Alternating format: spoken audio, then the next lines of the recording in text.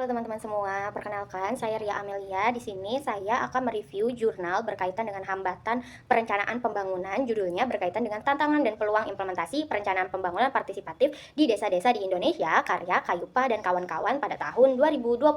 Baik teman-teman semua, di sini saya akan mulai membahas mengenai hambatan daripada perencanaan pembangunan itu sendiri. Tentunya sebelum kita masuk ke dalam hambatan perencanaan pembangunan di desa-desa partisipatif di Indonesia dan juga secara general, kita harus tahu dulu bahwasannya perencanaan pembangunan merupakan proses penting dalam menentukan arah, kebijakan, dan program pembangunan agar sesuai dengan kebutuhan daripada masyarakat itu sendiri. Nah, keberhasilan daripada pembangunan tersebut, teman-teman, tidak hanya ditentukan oleh tersedianya sumber daya ataupun kebijakan daripada pemerintah, teman-teman, tetapi juga dipengaruhi oleh kualitas dari proses perencanaan itu sendiri. Maka dari itu, perencanaan pembangunan ini sangat penting untuk bisa melibatkan berbagai pemangku kepentingan, baik itu di tingkat pusat, di tingkat daerah, di tingkat desa-desa, dan lain-lain, sehingga nanti dalam praktiknya perencanaan pembangunan dapat sesuai dengan orientasi atau tujuan utamanya. Nah, dalam praktiknya implementasi perencanaan pembangunan di Indonesia ini kerap kali menghadapi berbagai kendala dan juga tantangan untuk dapat mencapai tujuan pembangunan secara efektif dan juga berkelanjutan itu sendiri. Perencanaan pembangunan daerah ini merupakan proses ya teman-teman, proses penyusunan kebijakan dan juga program pembangunan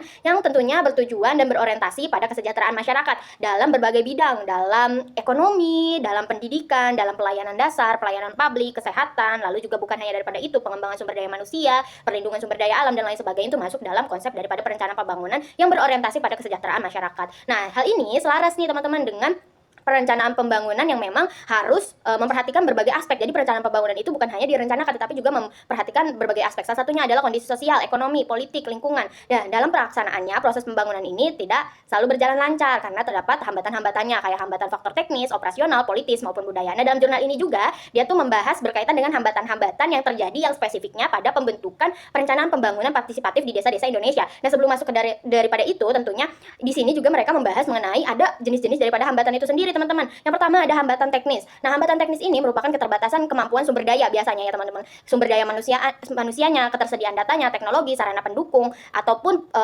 berbagai permasalahan teknis lah. Ada hambatan operasional. Nah, berkaitan dengan pelaksanaan kegiatan. Kalau operasional ini berkaitan dengan koordinasi di lapangannya, teman-teman, tentang implementasinya, tentang bagaimana pelaksanaan kegiatan pembangunan itu sendiri. Apakah hambatan itu berkaitan dengan koordinasi antar lembaga, sistem kerjanya, mekanisme pelaksanaan programnya, dan lain-lain. Nah, ada hambatan politis.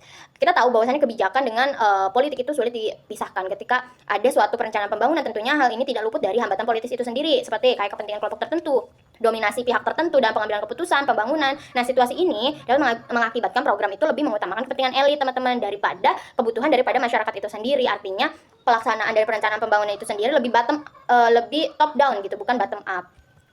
Nah, sementara itu, hambatan budaya itu berkaitan dengan pola pikir, mindset, nilai sosial, kebiasaan, dan juga tingkat partisipasi masyarakat. Nah, tingkat partisipasi masyarakat ini menjadi salah satu aspek krusial daripada hambatan-hambatan perencanaan pembangunan di Indonesia. Salah satunya adalah dalam pembentukan desa-desa partisipatif.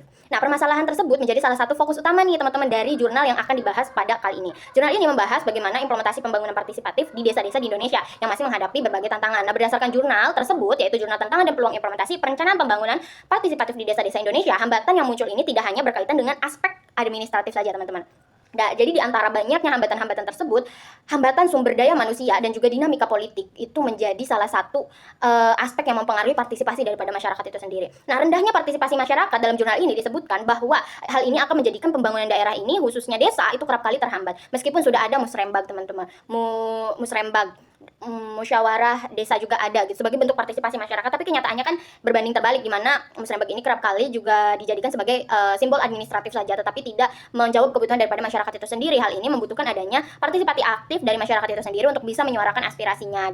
Hal ini tentunya tidak selaras nih, teman-teman. Jadi ketika saya gali, hal ini juga tidak selaras nih dengan teori pembangunan partisipatif. Jadi di Indonesia kan ini pembangunan ini sudah berjalan sangat lama ya, teman-teman, sehingga ada muncul pembaruan nih bahwa pembangunan itu harus bersifat partisipatif. Nah, teorinya itu membahas bahwa pembangunan partisipatif ini menekankan pentingnya adanya keterlibatan masyarakat dalam pembangunan daerah, pembangunan gitu ya, dalam konteks pusat, daerah ataupun desa. Nah, berdasarkan dari penelitian Hafrida tahun 2023 dan juga Idawati tahun 2022 yang dikutip dalam jurnal ini, dia tuh menunjukkan bahwa partisipasi masyarakat itu dapat meningkatkan efektivitas. Nah, penulis jurnal ini juga menegaskan dan juga menjelaskan bahwa pembangunan ini tidak hanya menjadi tanggung jawab daripada pemerintah, teman-teman. Yang menjadi hambatan kan adalah mindset masyarakat di banyak desa, dan juga di mana masyarakat itu belum mulai melek digital, karena kan tingkat pendidikan di Indonesia juga masih sangat rendah gitu, sehingga menyebabkan masyarakat itu menganggap bahwa pembangunan itu hanya kewenangan daripada pemerintah.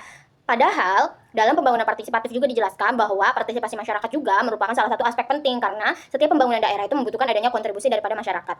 Melalui apa sih gitu ya? Melalui ya komunikasi dua arah dari pemerintah dan juga masyarakat itu sendiri. Lalu pendekatan dari bottom up gitu, bahwa suatu kebijakan pembangunan kan diorientasi atau dianalisis terlebih dahulu apakah itu sesuai dengan kebutuhan daripada masyarakat atau dari aspirasi masyarakat gitu. Lalu ada keterlibatan masyarakat dalam musrembang itu sendiri, bahwa keterlibatan daripada masyarakat dari musrembang itu menjadi salah satu faktor penting gitu untuk meningkatkan adanya perencanaan pembangunan yang benar-benar berorientasi pada kesejahteraan masyarakat, sehingga nanti masyarakat dapat merasakan hasil daripada perencanaan pembangunan itu sendiri. Hal ini juga selaras nih teman-teman dengan teori partisipasi yang dikemukakan oleh Einstein tahun 1969. Setelah dianalisis gitu, bahwasannya partisipasi ini menjadi salah satu acuan penting. Why? Kenapa? Karena ya kekuasaan itu kan dimiliki oleh rakyat, oleh masyarakat, serta keberhasilan program itu tentunya diorientasikan kepada masyarakat, sehingga keberhasilan suatu program juga sangat bergantung pada peran dari masyarakat tersebut dalam perencanaan, pelaksanaan, dan juga evaluasi program gitu. Nah, jurnal ini juga menjelaskan nih teman-teman, bukan hanya mengutip daripada permasalahan-permasalahan secara general aja, tetapi dia tuh secara spesifik itu membahas bahwa terdapat faktor-faktor yang mempengaruhi partisipasi masyarakat dalam perencanaan pembangunan, sehingga perencanaan pembangunan ini kenapa tidak bisa seperti partisipatif gitu. Pertama, penulis menjelaskan bahwa ada beberapa faktor, salah satunya adalah tingkat pendidikan masyarakat. Kita tahu bahwasanya Indonesia ini terdiri daripada banyak sekali pulau ya teman-teman. Di bagian timur banyak sekali masyarakat itu tingkat pendidikannya rendah, sehingga ketika tingkat pendidikan masyarakat itu rendah, mereka cenderung acuh terhadap pembangunan itu sendiri dan hanya melimpahkannya kepada pemerintah. Lalu yang kedua, kapasitas sumber daya manusia. Nah, kurangnya pendampingan fasilitator lalu pengetahuan di masyarakat itu, sehingga dalam proses partisipasi masyarakat itu mereka cenderung tidak percaya diri dengan kemampuan untuk menyuarakan aspirasi mereka. Mereka menganggap diri mereka kecil dan tidak memiliki sumbangsih atau kekuatan gitu untuk bisa menyuarakan aspirasinya. Lalu yang kedua, ada kepemimpinan kepala desa. Nah, ketika kepemimpinan kepala desanya, ya kita tahu kepala desa di Indonesia banyak sekali. Ada yang memang dia tuh berorientasinya tidak pada partisipasi masyarakat, dia berjalan sesuai dengan keinginannya sendiri. Nah, hal ini juga membatasi adanya partisipasi masyarakat itu sendiri. Nah, ada faktor sosial dan juga demografi teman-teman. Jadi usia, status ekonomi dan keterlibatan organisasi juga pada akhirnya juga mempengaruhi mereka gitu untuk bisa berpartisipasi. Nah, selain itu jurnal ini juga membahas bahwa terdapat tantangan utama nih dalam perencanaan pembangunan. Apa sih gitu tantangan utamanya, hambatan utamanya ini apa gitu. Yang pertama, jurnal ini menjelaskan bahwa perencanaan pembangunan di Indonesia kenapa tidak bisa efektif sampai saat ini gitu.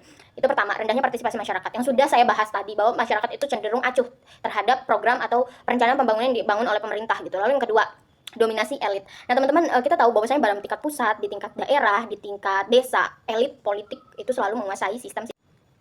Ya, mereka cenderung lebih mendominasi gitu ya, sehingga pada akhirnya perencanaan pembangunan itu tidak sesuai. Lalu ada yang kedua, komunikasi yang kurang efektif. Jadi komunikasinya satu arah, tidak dua arah, sehingga masyarakat itu ya perencanaan pembangunan jatuhnya top down bukan bottom up gitu. Lalu yang kedua, ada ketidakmerataan pendidikan dan informasi. Kita tahu Indonesia sekarang masih menghadapi adanya ketimpangan disparitas, bahkan adanya ketimpangan informasi dan komunikasi di beberapa daerah-daerah timur, atau biasa disebut dengan digital divide gitu. Nah, kesimpulannya apa? Jadi jurnal ini teman-teman, tadi kan sudah dibahas nih mengenai hambatan-hambatannya. Jadi jurnal ini menyimpulkan bahwa implementasi pembangunan partisipatif di desa-desa ini masih menghadapi berbagai tantangan seperti rendahnya partisipasi masyarakat dan juga dominasi elit. Nah, namun terdapat peluang, yaitu jika dimanfaatkan dengan baik, bahwa partisipasi ini dapat meningkatkan adanya efektivitas daripada perencanaan pembangunan itu. Secara keseluruhan, jurnal ini menegaskan bahwa pembangunan partisipatif menjadi kunci dalam mewujudkan pembangunan yang berkelanjutan dan sesuai dengan kebutuhan masyarakat baik di tingkat pusat, daerah, sampai ke desa. Sampai jumpa, bye. Assalamualaikum, terima kasih.